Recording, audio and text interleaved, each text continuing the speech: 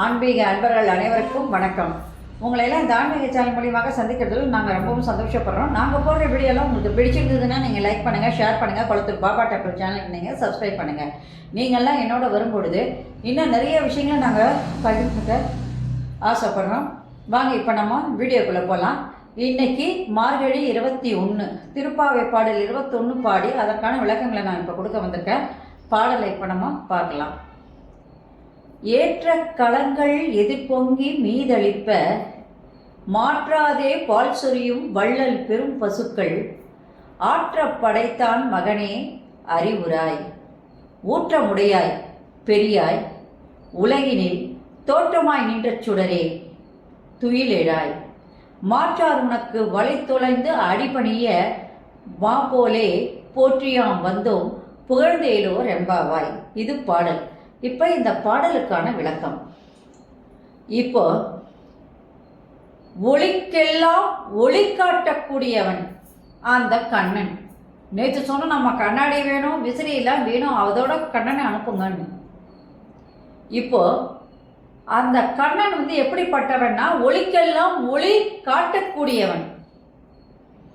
ஞான ஒளி கிடைப்பதற்கு யார் வரணும்னா கண்ணனாகிய நீ வர வேண்டும் என்பதுதான் இந்த பாடலுடைய முக்கியத்துவமே. இப்போ கண்ணனை பற்றி சொல்லும்போது எவ்வளோ பெரிய அடைமொழியே அந்த ஆண்டாள் கொடுத்துருக்காங்கன்னு பாருங்க. ஆயர்பாடியில் நான் ஏற்கனவே உங்களுக்கு பசுவினுடைய எருமை மாட்டினுடைய பால் வளங்களை எல்லாம் நிறைய சொல்லியிருப்பேன். இப்போ அதே மறுபடியும் ஆண்டாள் எப்படி சொல்கிறாங்கன்னு பாருங்க. ஆயர்பாடியில் பால் வளத்தை அந்த தாயான ஆண்டாள் பாடும் பொழுது எடுத்து ஏந்திய பாத்திரங்களில் எதிர்த்து பொங்கி மேலே வழிகின்ற, நம்ம எந்த பாத்திரத்தை வச்சாலும் அந்த பாத்திரத்தில் அந்த பாலானது கரக கரக எதிர் பொங்கி பொங்கி மேலே வருதான். அந்த அளவுக்கு வழிஞ்சு போகிற மாதிரி இருக்கு. பாத்திரங்களில் எதிர்பொங்கி மேலே வழியும்படியாக இடைவிடாமல் பால் சொருகின்ற பெரிய பசுக்களை அளவின்றி எண்ணிக்கையில் கொண்டுள்ள யாரு? நந்தகோபன். அவனுடைய மகனாகிய கண்ணனே. வெறும் ஆயர்பாடியில் சொல்லும் பொழுது நந்தகோபனுடைய மகன் என்று சொல்லாமல் எப்படி சொல்றாங்கன்னா பால் வளர்த்த சொல்றாங்க. நம்ம பால் கறக்க கறக்க அது என்ன பண்ணுது? அளவின்றி எண்ணிக்கை இல்லாமல் எல்லா பாத்திரங்களையும் அந்த பாலானது நிரம்புது. அது மட்டும் இல்லாமல் எதிர்மறையா நம்ம கறக்க கறக்க கறக்க எதிர்மறையா பொங்கி பொங்கி பொங்கி பொங்கி பால் வந்துக்கிட்டே இருக்குது. அத்தகைய பெரிய பெரிய பசுக்களை எண்ணிக்கையில் அடக்கவே முடியாத அளவுக்கு பெரும் பசுக்களை உடைய நந்தகோபருடைய மகனே. நந்தகோபர் மகனுக்கு எவ்வளோ பெரிய அடைமொழியை அந்த ஆண்டாள் தாய் சொல்லிட்டாங்க. நீ துயில் எழுவாயாக, திண்மை உடையவனே, பெருமானே, உலகில் காட்சி பொருளாக இருப்பவனே, காட்சி பொருளாய் நின்ற சுடர். அவனன்றி ஒரு இடமே அந்த உலகத்துல அசைய போறதில்லை. பார்க்குற இடம்லாம் அந்த பெருமாளினுடைய பிம்பங்கள் தான். அதுதான் சொல்றாரு இன்னொரு கருத்து. வேதங்களையே அறிய முடியாத பெரியவனே. வேதங்கள் எல்லாம் அறிவுக்கு சம்பந்தப்பட்டது. அந்த வேதங்களையே அறிய முடியாத பெரியவனாக இருக்கின்ற அந்த திருமாலே, கண்ணனே. எதிரிகளாகிய பகைவர்கள் எல்லாம், எதிரிகள்னு யாருமே கிடையாது. காரணம் என்னன்னு கேட்டால் எல்லாருடைய வலிமையும் அவர் ஒடுக்கிட்டார், எல்லாருடைய ஆணவத்தையும் அடங்கிட்டார். இவருக்கு எதிரின்னு சொல்லவே முடியாது, எல்லாரும் இவருக்கு கீழே தான் அப்படின்ற அளவு கொண்டு வந்துட்டார். அவன் அந்த மாதிரி எதிரிகள்லாம் தன்னுடைய வலிமையை எல்லாம் இழந்து, அரக்கர்கள் எத்தனை பேர் எவ்வளோ வலிமை உடையவங்க, அவங்களை எல்லாம் ஒரே நிமிஷமாக அழிச்சு தள்ளிட்டார். அதனால எதிரிகள் எல்லாம் உன் முன்னால் தாம் வலிமையெல்லாம் இழந்து கோயில் வாசலிலே செய்வதறியாது ஆற்றாமை உடையவராய் உன் திருவடிகளை பணிகின்றனர். எல்லாரும் என்ன செய்யறதுன்னே தெரியல, ஆற்றல் கிடையாது, இனிமேல் எடுத்து செய்யறதுக்கு வலிமை கிடையாது. அதனால உன் திருவடிகளே சரணம் என்று சொல்லி உன்னுடைய தாழ் பணிந்து நிற்கின்றனர். அவர்களைப் போலவே நாங்களும் எங்களது தீமையான குணங்களை எல்லாம் விடுத்து உன் வாசலில் வந்து எங்களுக்கு வேறு வழியே இல்லை, நீயேதான் சரணாகதி என்று சொல்லி உன்னை நாங்கள் அடிபணிந்து நிற்கின்றோம். எங்களுக்கு நீ அருள் கொடுக்க வேண்டும். அதனால இறைவனானவன் சரணாகதி அடைந்தவர்களை எப்பொழுதும் கைவிட மாட்டான் என்பது இந்த பாடல்ல ஆண்டாள் தாய் விளக்கிய ஒரு முக்கியமான கருத்து.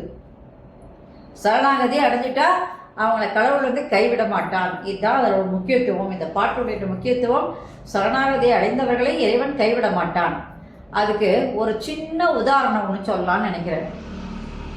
மகாபாரத போரை நிறுத்துறதுக்கு சகாதேவன் வந்து கண்ணனிடம் சொல்றான். கண்ணன்கிட்டே வந்து சொல்றான். என்ன சொல்றான்னு பாருங்க. உன்னை ஓரிடத்தில் கட்டி போட வேண்டும். அப்படி கட்டி போட்டா மகாபாரத போர்ல பாதி வேலை குறைஞ்சிட்டு மகாபாரத போரே வராது. அதனால உன்னை கட்டி போட்டா போதும்னு சொல்றான். அப்ப கண்ணன் சிற்றினே சொல்றாரு, நீ என்ன கட்டி போடுவியா? நான் ஒரே நிமிஷத்துல 14,000 கண்ணனாக அங்கே உருவெடுப்பேன். அவங்களை எல்லாம் நீ கட்டி போட்டுக்கிட்டே இருப்பியா அப்படின்னு கேட்குறாரு. அப்போ அவர் சொல்றாரு, நான் இப்போ உங்களை எப்படி கட்டி போடுறேன்னு மட்டும் பாருங்க அப்படின்னு சொல்லி மனசால அந்த இறைவனை நினைத்து அவனுடைய 2 திருவடிகளையும் பக்தி என்ற கயிற்றால் கட்டி விட்டார். சரணாகதி என்று அந்த இறைவனிடம் மன்றாட இறைவன் அந்த கட்டுக்குள், அன்பு என்ற அந்த பக்தி என்ற கட்டுக்குள் வந்து கட்டுப்பட்டு விட்டார். அதனால அன்பினால் இறைவனை நாம் கட்டுப்படுத்த முடியும் என்பதற்கு இதுவே ஒரு உதாரணம். கண்ணனை யசோதா உரல்ல கட்டி போடுவான். காரணம் என்னன்னு கேட்டிங்கன்னா, அவர் வந்து என்ன பண்ணுறாரு, ஆயர்பாடியில் செய்யாத குறும்பே கிடையாது. இருக்கிற தயிர் பானை, பால் குடம் எல்லாத்தையும் உடச்சி விடுறதும், அமக்கலம் பண்ணுறதும், அங்கெல்லாம் வெண்ணெய்களை திருடி தின்றதும், அட்டகாசம் தாங்க முடியாமல் ஆயர்பாடி பெண்கள் எல்லாம் வந்து தாயிடம் முறையிட, யசோதையிடம் முறையிட, யசோதா என்ன பண்ணுறாள், உன் தொல்லை தாங்க முடியல, கொஞ்ச நாளைக்கு நீ என்ன பண்ண, உன்னை என்ன பண்ணுறான் பாருன்னு சொல்லி கூட்டிகிட்டு வந்து அந்த உரலில் கட்டி போடுறான்.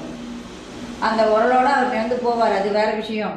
ஆனால் இப்போ இந்த சகாதேவன் சொன்னதுக்கும் அதுக்கும் ஒரு சின்ன ஒரு இது இருக்குது. இவர் என்ன சொன்னார், நான் உன்னை கெட்டி போடுவேன், கெட்டி போட்டால் நான் 14,000 கிருஷ்ணனாக உருவெடுப்பேன் அப்படின்னு சொல்லும்போது, உன்னை நான் எப்படி கெட்டுறேன் பாருன்னு அன்பால் கெட்டினார். அதே மாதிரி யசோதா கெட்டுக்கு அவர் அடங்கினார். இது வந்து சகாதேவனுடைய அன்புக்கு கட்டுப்பட்டு இறைவன் வந்து அவருடைய திருவடிகளை அவர் வந்து என்ன பண்ணுறாரு, பக்தி என்ற கயிற்றால் கட்டும் பொழுது இறைவன் வந்து இந்த கயிற்றுக்கு கட்டுப்பட்டான், அன்பினால் கட்டுப்பட்டான். ஆனால் அங்கே யசோதையினுடைய தாயினுடைய அன்பிற்கு கட்டுப்பட்டு அந்த கட்டி இவர் என்ன பண்ணார், மாட்டிக்கிட்டார். அந்த உரலில் வந்து மாட்டின மாதிரி இருந்துட்டார், அவ்வளோதான். அதனால் அன்புக்கு தான் இறைவன் கட்டுப்படுவான், அந்த பெருமாள் அந்த கண்ணன் கட்டுப்படுவான்றது இந்த பாட்டில் அழகாக அந்த ஆண்டாள் விளக்கி கூறியிருக்காங்க. சரி, இப்போ இந்த பாடலுடைய விளக்கத்தை தெரிஞ்சுக்கிட்டீங்க.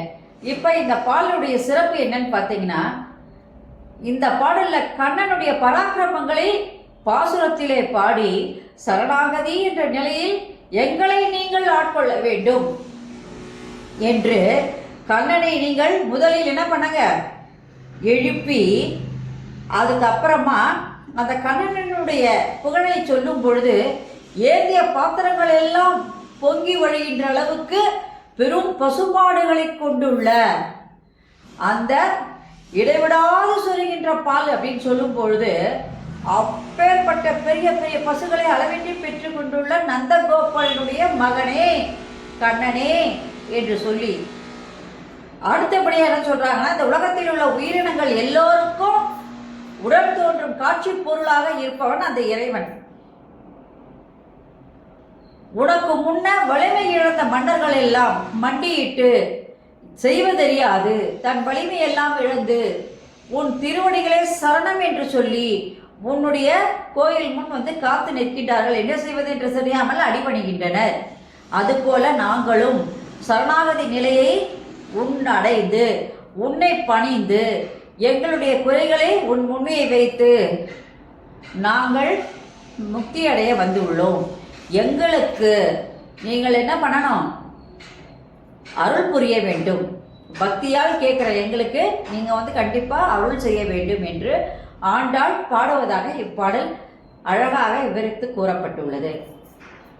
நன்றி, வணக்கம். இந்த வீடியோ உங்களுக்கு பிடிச்சிருந்ததுன்னா நீங்கள் லைக் பண்ணுங்கள், ஷேர் பண்ணுங்கள், குளத்தூர் பாபா டெம்பிள் சேனல் நீங்கள் சப்ஸ்கிரைப் பண்ணுங்கள். நீங்கள்லாம் என்னோட வரும்பொழுது இன்னும் நிறைய விஷயங்களை நான் சொல்ல கடமைப்பட்டிருக்கேன். நன்றி, வணக்கம். Subscribe to my channel and please press the bell icon for more videos.